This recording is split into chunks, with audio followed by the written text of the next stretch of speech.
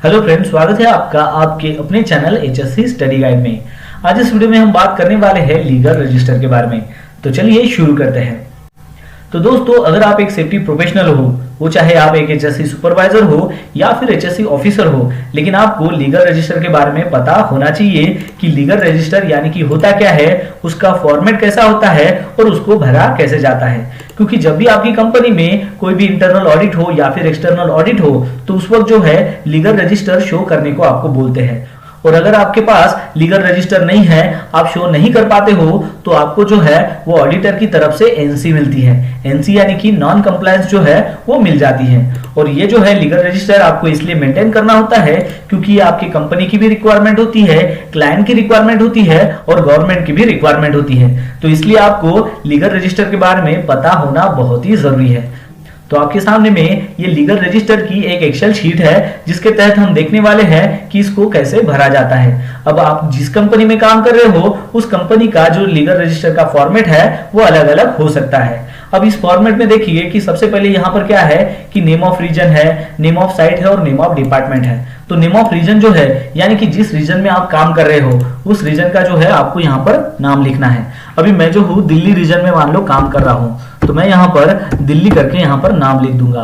अब है name of site यानी कि आपके साइट का जो भी नाम हो XYZ, वो आपको यहाँ पर लिखना है। फिर उसके बाद है कि जो भी डिपार्टमेंट इसको बना रहा है, उस डिपार्टमेंट का आपको नाम लिखना है। तो यहाँ पर मैं नाम लिखता हूँ HSC डिपार्टमेंट। अब आपको एक बात यहाँ पर समझनी है कि लीगल रजिस्टर जो है वो कौन बनाता है, वो क्या सेफ्टी डिपार्टमेंट की जिम्मेदारी होती है? तो ऐसा नहीं है। लीगल रजिस्टर जो है वो बनाने की जो जिम्मेदारी होती है वो एडमिन डिपार्टमेंट की होती है, क्योंकि इसमें जो भी लॉ एप्लीकेबल होते हैं या फिर एक्ट एप्लीकेबल होते हैं वो अकॉर्डिंग टू एडमिन डिपार्टमेंट के अंडर ही आते हैं। लेकिन अक्सर क्या होता है कि एडमिन डिपार्टमेंट जो है वो अपना लीगल रजिस्टर खुद न बनाकर वो सेफ्टी डिपार्टमेंट के कंधों पर डाल देता है कि हमारी जिम्मेदारी नहीं है, ये आपको बनाना है। फिर उसके बाद है यहाँ पर रिक्वायरमेंट्स, सेक्शन और रूल नंबर। अब रिक्वायरमेंट्स यानी कि जैसे कि BOCW एक्ट हो गया, वर्कमैन कंपनसेशन एक्ट हो गया, कॉन्ट्रैक्ट लेबर एक्ट हो गया। तो ये जो भी एक्ट है उसके अंडर में जो भी रिक्वायरमेंट्स आती है, जो कंपनी के मुताबिक वहां पर एप्लीकेबल है, वो आपको यहाँ पर लिखना होता है। और वो जो रिक्वायरमेंट्स है यहाँ पर वो कौन से सेक्शन के अंडर आ रही है, कौन से रूल के अंडर आ रही है, तो वो आपको यहाँ पर लिखना होता है।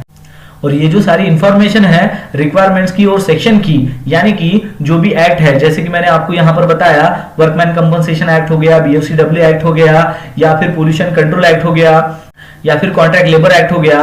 तो ये जो सारी रिक्वायरमेंट्स है वो आपके प्रोजेक्ट के हिसाब से कौन सी रिक्वायरमेंट वहां पर एप्लीकेबल है, ये सारी जो इंफॉर्मेशंस है ये आपको इसकी जो कॉपी है, ये आपके जो सीनियर होते हैं, जो HSC डिपार्टमेंट के सीनियर होते हैं, जो हेड ऑफिस में बैठते हैं, वो आपको एक कॉपी प्रोवाइड करते हैं। और वो जो कॉपी है एक सॉफ्ट कॉपी में होती है, उसमें सारी ये इंफॉर्मेशन होती है कि वहां पर कौन से रिक्वायरमेंट्स है, कौन से सेक्शंस है। यानी कि वर्कमैन कंपनसेशन अगर एक्ट होगा तो उसके कौन सी रिक्वायरमेंट है वो प्रोजेक्ट के हिसाब से है, उसका क्या सेक्शन नंबर है। फिर उसके बाद है कि BOCW एक्ट क्या है, उसकी क्या रिक्वायरमेंट है, उसका क्या सेक्शंस है।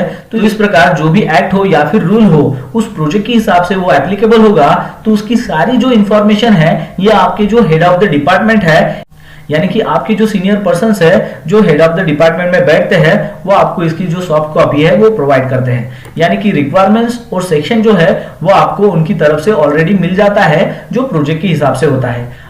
फिर वो सॉफ्ट कॉपी मिलने के बाद वो जो रिक्वायरमेंट है वो आपके प्रोजेक्ट के हिसाब से वहां पर कंप्लाई हुआ है कि नहीं हुआ है, वो या फिर नॉट कंप्लाइड है, या फिर उसको नोटेड किया है, या फिर नॉट एप्लीकेबल है, वो आपको यहाँ पर लिखना होता है। फिर उसके बाद यहाँ पर जो भी रेफरेंस डॉक्यूमेंट नंबर है वो आपको यहाँ पर लिखना है।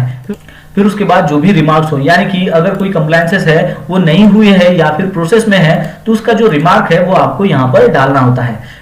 फिर उसके बाद है कि उसकी फ्रीक्वेंसी ऑफ मॉनिटरिंग क्या है, यानी कि ये जो रिक्वायरमेंट्स है इसकी जो मॉनिटरिंग है उसकी फ्रीक्वेंसी कितनी है। वो मंथली हो सकती है, 6 मंथ में हो सकती है, या फिर ईयरली भी हो सकती है, वो आपको यहाँ पर मेंशन करना होता है। और फिर उसके बाद है यहाँ पर रिस्पॉन्सिबिलिटी ऑफ मॉनिटरिंग, यानी कि ये जो मॉनिटरिंग हो रही है इसकी जिम्मेदारी किसकी है। वो एडमिन डिपार्टमेंट की हो सकती है, HSC डिपार्टमेंट की हो सकती है, या फिर स्टोर डिपार्टमेंट की हो सकती है, या फिर प्लांट एंड मशीनरी डिपार्टमेंट की हो सकती है। तो वो डिपेंड करती है कि उसकी क्या रिक्वायरमेंट्स है, उसके हिसाब से उसकी जो है वो वहां पर रिस्पॉन्सिबिलिटी आती है। तो इस प्रकार जो है आपको लीगल रजिस्टर जो है वो यहाँ पर भरना होता है। अब ये एक फॉर्मेट है ये एक लीगल रजिस्टर का फॉर्मेट है। यहाँ पर जो है आप नेम ऑफ रीजन जो है वो आपको डालना है, नेम ऑफ साइट और HSC डिपार्टमेंट डालने के बाद जो है ये एक सॉफ्ट कॉपी जो है हमारी कंपनी की जो है वो हमें प्रोवाइड की गई थी। तो यहाँ पर आप देख सकते हो कि हमारी कंपनी से जो है हमें इतना ही सेक्शन जो है वो आया था सॉफ्ट कॉपी में, यानी कि उसकी रिक्वायरमेंट क्या है, उसका सेक्शन क्या है, ये सारी जो है सॉफ्ट कॉपी में हमें सारी डिटेल्स आई थी। अभी हमने क्या किया कि एक एक जो पॉइंट्स है उसका वो हमने यहाँ पर चेक किया, यानी कि यहाँ पर जो है वाटर एक्ट आ गया, BOCW एक्ट है, वर्कमैन कंपनसेशन एक्ट है, ठीक है, इन्वायरमेंटल प्रोटेक्शन एक्ट है। तो यहाँ पर बहुत सारे ऐसे एक्ट है और उसकी सारी रिक्वायरमेंट्स यहाँ पर दी गई है और उसके हिसाब से वो जो एक्ट है वो किसके सेक्शन के अंडर आ रहा है वो भी यहाँ पर दिया हुआ है। तो ये जो सारी इंफॉर्मेशन है वो हमें सॉफ्ट कॉपी में पहले ही मिल गई थी। अब हमें क्या करना है कि ये जो रिक्वायरमेंट्स है वो हमारे साइट पर एप्लीकेबल है क्या, या फिर एप्लीकेबल नहीं है, या फिर वो कंप्लाई हो गई है या फिर कंप्लाई नहीं हुई है, उसका जो है वो यहाँ पर डिटेल हमें लिखना होता है। और उसके लिए जो भी रेफरेंस डॉक्यूमेंट आप रेफर कर रहे हो वो इसकी डिटेल्स यहाँ पर देनी होती है, और जो भी रिमार्क्स है उसका मतलब वो कंप्लाई हुआ है कि नहीं हुआ है वो भी डिटेल्स यहाँ पर देनी होती है। फिर उसके बाद है कि इसकी फ्रीक्वेंसी क्या है ये भी यहाँ पर दी गई है, रिस्पॉन्सिबिलिटी किसकी है ये भी यहाँ पर दी गई है। तो इस प्रकार जो है आपको हर एक जो रिक्वायरमेंट्स है वो आपके प्रोजेक्ट के अनुसार चेक करना है कि वो वहां पर एप्लीकेबल है क्या या फिर एप्लीकेबल नहीं है, वो कंप्लाई हुई है क्या या फिर कंप्लाई नहीं हुई है, वो सारी डिटेल्स लिखनी है। उसकी मॉनिटरिंग की फ्रीक्वेंसी क्या है, यानी कि वो हाफ ईयरली है, मंथली है, उसके लिए जिम्मेदार कौन है, कौन सा डिपार्टमेंट है, वो सारी इंफॉर्मेशन आपको यहाँ पर लिखनी होती है। और फिर ये सारी रिक्वायरमेंट्स फुलफिल करने के बाद वो भी आपके अकॉर्डिंग टू प्रोजेक्ट के अनुसार फिर आपको लास्ट में जो है यहाँ पर प्रिपेयर बाय लिखना होता है, यानी कि ये जो लीगल रजिस्टर है वो किसने बनाया उसका नाम और सिग्नेचर यहाँ पर लिखना होता है। फिर उसके बाद जो है ये आपको अप्रूव कराना होता है आपके जो प्रोजेक्ट मैनेजर हो उनकी तरफ से, ठीक है, और यहाँ पर डेट मेंशन करनी होती है।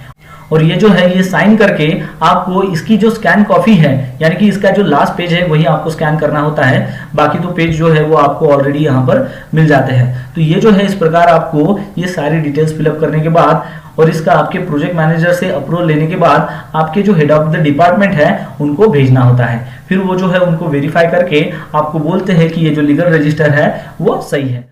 तो इस प्रकार जो है ये लीगल रजिस्टर जो है आपको फिलअप करना होता है और उसका जो रिकॉर्ड है वो मेंटेन करना होता है। तो दोस्तों आशा करता हूं कि आपको इस वीडियो के माध्यम से पता चल गया होगा कि लीगल रजिस्टर जो है वो किस प्रकार भरा जाता है, उसका जो फॉर्मेट है वो कैसा होता है, और ये जो रिक्वायरमेंट्स है यानी कि एक्ट की जो रिक्वायरमेंट्स है उसके जो सेक्शंस है वो आपको कहां से मिलते हैं, इसकी सॉफ्ट कॉपी कहां से मिलती है, ये सारी जानकारी आपको मिल चुकी होगी। तो बस आज के लिए इतना ही, मिलते हैं नेक्स्ट वीडियो में एक नए टॉपिक के साथ में। तब तक के लिए टेक केयर, बाय बाय।